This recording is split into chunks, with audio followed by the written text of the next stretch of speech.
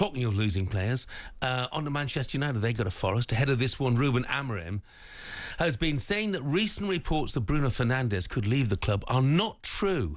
I want Bruno here because, like I said, in maybe in the lowest moments of our season, we want to win the Premier League again. So we want the best players to continue with us.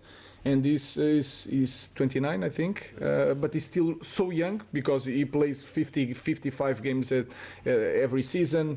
Between assists and goals, he's there for 30 at least. So he's the type of player that we want here, so he's not going anywhere. Yeah, and so many of his goals for Manchester United this season have been point-saving or game-winning goals, not insignificant. He's vital. But look, I like Ruben Amorim. I know he listens to the show, but I'm sorry, it won't be down to Ruben Amorim whether they sell Bruno Fernandes or 100%. not. No, you're absolutely spot on. It'll be down to one or two other factors. I mean, they're talking £90 million from Real Madrid. If Real Madrid came in genuinely with a £90 million offer, he's away. Absolutely. Jim Ratcliffe shaking his hand and saying, good luck, son. And not only that, there's a knock at the door from Fernandes himself saying, excuse me, I've got a chance to go to Real Madrid here. Yeah. So they're two massive factors, no doubt about it. Absolutely.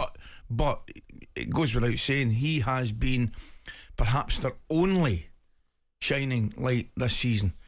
He's been, a lot of people have questioned him whether he should be captain.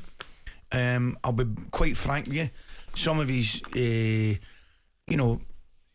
tantrums is far too strong a word, but some of his reactions to things I don't think sometimes are befitting of a captain.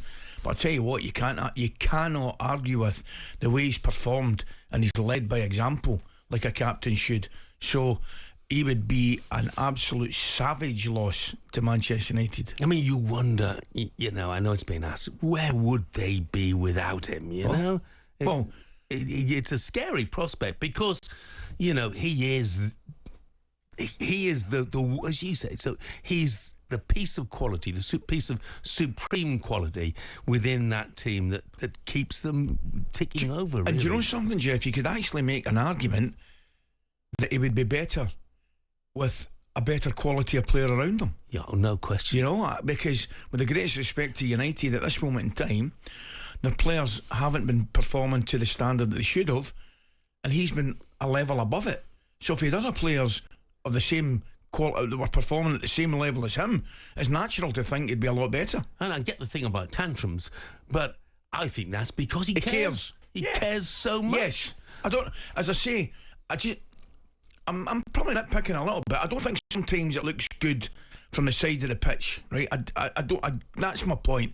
But there's no doubt the reason he's doing it is because he cares. He's not doing it for any other reason. He's not doing it for attention. He's doing it because he cares.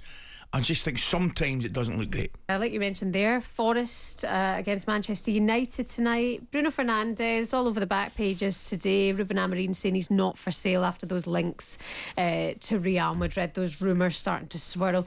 Good piece inside the Mail today by Chris Wheeler that I really enjoyed reading. Love him or loathe him, here's why Captain Marmite is a United great. As you touched on earlier there, Ali, sometimes maybe his reactions on the pitch, sometimes throwing his arms in the air, sometimes rolling around for a little bit too long, can frustrate fans. It can frustrate a team. I don't think, sorry I'm interrupting you there, Shebahn. Go on. I think Marmite's very, very strong. In fact, I think it's wrong. I don't know. I feel from a United standpoint, when I speak to United fans, they have that opinion. Like they love him, they hate him. I mean, I love him. I love him, but Jamie's so bothered by him sometimes. I can't. Well, that would stagger me. Why would you hate the only good thing that's come out your team this season? Really?